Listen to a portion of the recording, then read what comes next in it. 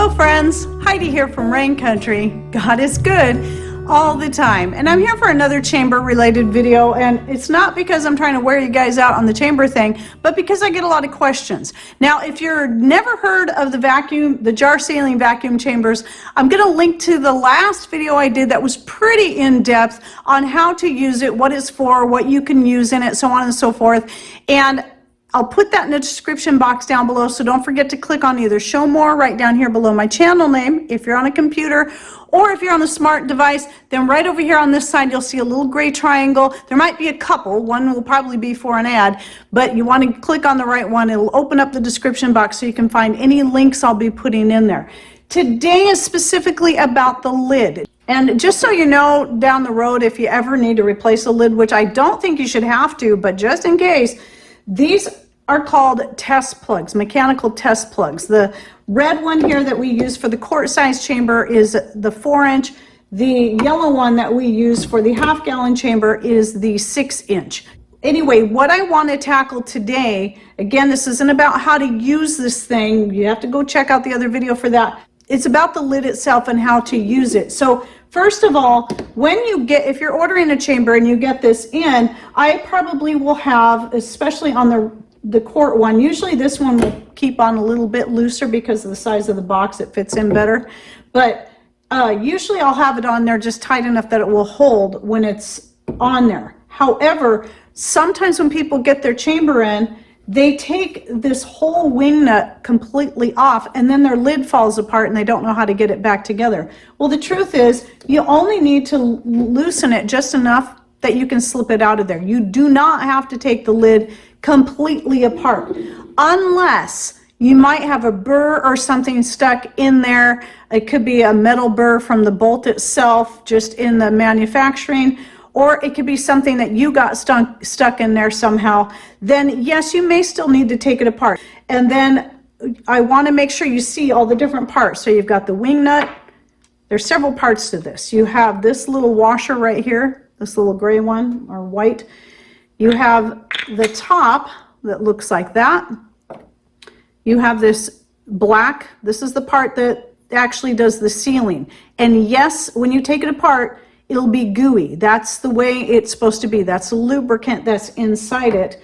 Then you have the bottom of the lid here. You'll have a black washer right here, and then you'll have the bolt itself, the carriage bolt.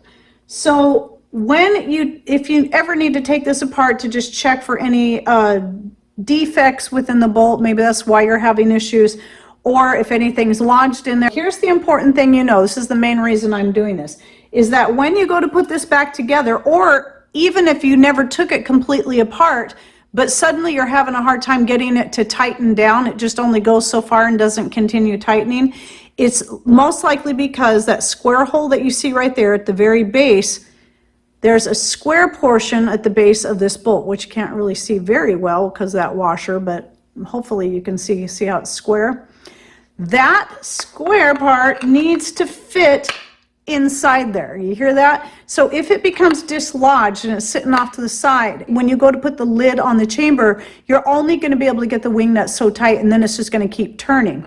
That square hole is to lock that in place so that as you start tightening it down, it keeps the bolt from turning. So some people have had that issue and thought there was something wrong with their chamber or their lid, when actually what was happening is they were loosening their wing nut way too much, and then that thing came dislodged from that hole.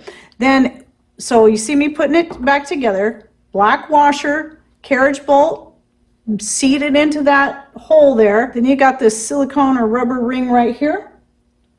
Then you put the top on. Then you make sure this little white thing is in place. Even if this gets lost, it's not as big a deal. This is more just to protect the plastic itself from the wing nut, and then your wing nut.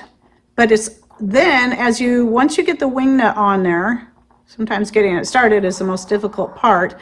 Keep it a little loose while you check to make sure everything is lined up and straight. Then you can tighten it down to where it just sits in there. I do not tighten the lid down when I store it. So recommend that when you go to put it away, don't tighten it down like you're going to do when you're vacuum sealing. Just have it sit on there loose, just where you can drop it in there, because that keeping it tightened down like that might be putting too much strain on the plastic. It's okay for when you're vacuum sealing, but having it constantly like that you're going to have that with any plastic. And the same thing is going to apply to the chamber. You shouldn't have that pressure constantly pushing against that outer part of the chamber. Only when in use. Then, once you loosen that lid up to where you can get your jar back out, just set it back on there and then put it back in storage. That's how I always store mine. So anyway, the yellow lid, same thing applies. It's put together exactly the same way. It has the square hole on the bottom. I'm not going to take all this apart, but it goes together exactly the same way. So you have your carriage bolt, your black washer, the base, this part here, the sealing part, then the top, then the little plastic washer here, and then your wing nut. And again, you see how this slips in there? I don't need to take the wing nut completely off to remove the lid. I just slip it out. I only tighten that down when I'm actually vacuum sealing something, and that's it. So anyway, again, if you want more information about how to use it, what it's for, where to find it, our Etsy store link is always in the description box, at least in the past 3 or 4 years of having my YouTube channel. It's always right at the top of the description box, just below the video, and that's where you'll find this, the colloidal silver generators, and any of the other products, the skin cream and so on that we sell. But I do highly recommend, just like is noted on the store in the title of the chamber, please read full description before you purchase, because you need to know exactly what all you need to go with it.